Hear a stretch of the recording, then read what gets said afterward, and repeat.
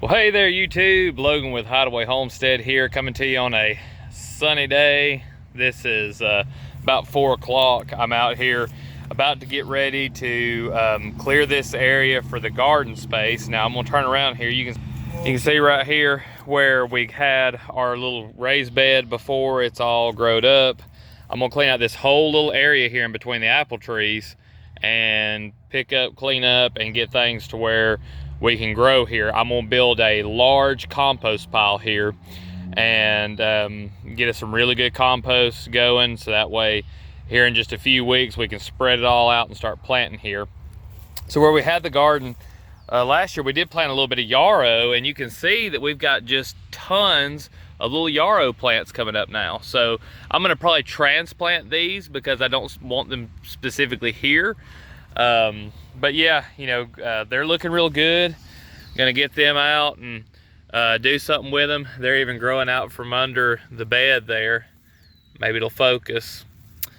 And we're gonna have us plenty of yarrow plants scattered out around, you know, under trees and stuff in little guilds.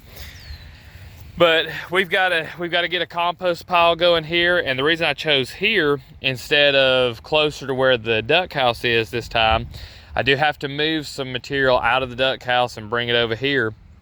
But there's so much stuff I need to chop down and clean up that it'll be a great carbon additive to the compost, because it will have a lot of duck manure in it. Even though it's mixed with the bedding, it's probably a good mixture. It's always better to be higher on the carbon side. We can always add more nitrogen. I mean, there's plenty of rabbit poop and pee and, you know, just green stuff that we can add as we go along.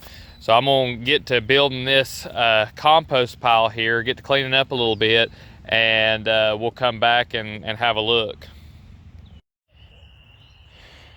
All right, folks, so it's nearly dark, and I've got this area cleared for the garden spot, and got the raised bed taken out, burnt some stuff, and made just a little bit of char there.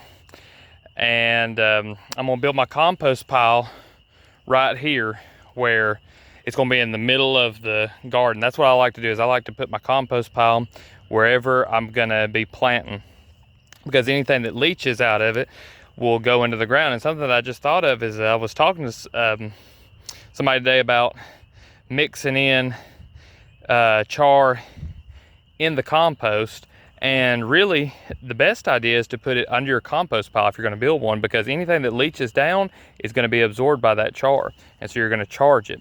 But I was talking to some new friends that I've met online. They watch this YouTube channel, and need to go check them out over at Nevermore Farms. And they have a really awesome Facebook page and are doing a lot of really cool things. I was talking to them about compost today, but they sell hatching eggs, so go give them some love on Facebook and check out their stuff. But I was talking to them about compost, and they've got on their little farm compost in different areas, so that way it's always close. And I think that's something that I'm probably going to start implementing too. The way I like to do it though is you know, if I can plan ahead, is to put it in the area where I'm going to plant. I've done it in the past just in a central location, but it's really best to do it just wherever you're going to be applying the compost. Found a bunch of yarrow over here in our little raised bed. I guess it had went to seed. Just showed y'all that, but got several plants there that I need to get taken care of and get healed in.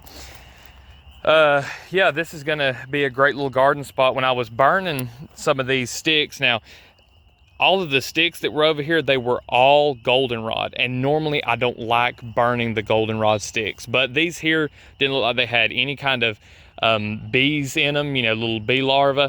And so I'm gonna leave the rest of them though, and if I cut any of them down, I'm gonna pile them up in areas so that way all the bee larvae can hatch.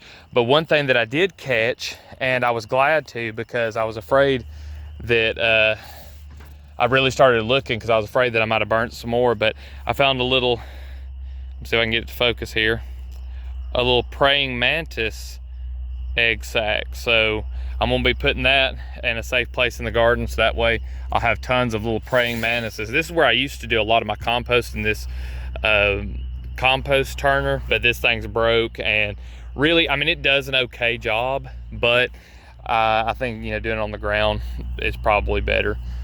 It's a little more labor intensive, but if I had the choice, I just wouldn't compost it on. I would just constantly apply fertility to the top of the soil, which is what I'm trying to get to anyway. But anyway, that's pretty much gonna end it for our video today. Oh, except for I did have one more thing to show y'all. Let me get it over here. This will be of interest to some people it won't. See if I can get the camera to focus. Golly, it's getting dark. Yeah, I don't think it's gonna focus. Maybe if I can just put it up here by my face. This is a hornworm cocoon. So this will be the moth will be hatching out of this. And normally, you know, if you don't like tomato hornworms, you don't like them eating on your tomatoes, you'd be like, you know, you should have thrown that in the fire. But I'm gonna let this little guy hatch out and hopefully find a mate and lay a lot of eggs. Not because I want them to attack my hornworms, but because I want to get their caterpillars. So if you'll catch them at the right time, you start seeing some damage. If you'll look on your plants, you can find them, and ducks love them. So we've got so many tomatoes that we're going to be planting this year. I don't think there'll be an issue.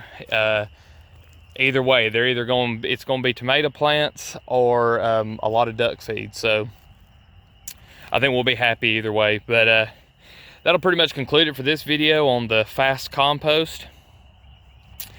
So if you know you like the video, leave a like. If you've got any comments or questions, leave that down below. And if you haven't subscribed to the channel already, go ahead and do so. I drop a video like this mostly every day. I appreciate all y'all watching, and we'll see you in the next one.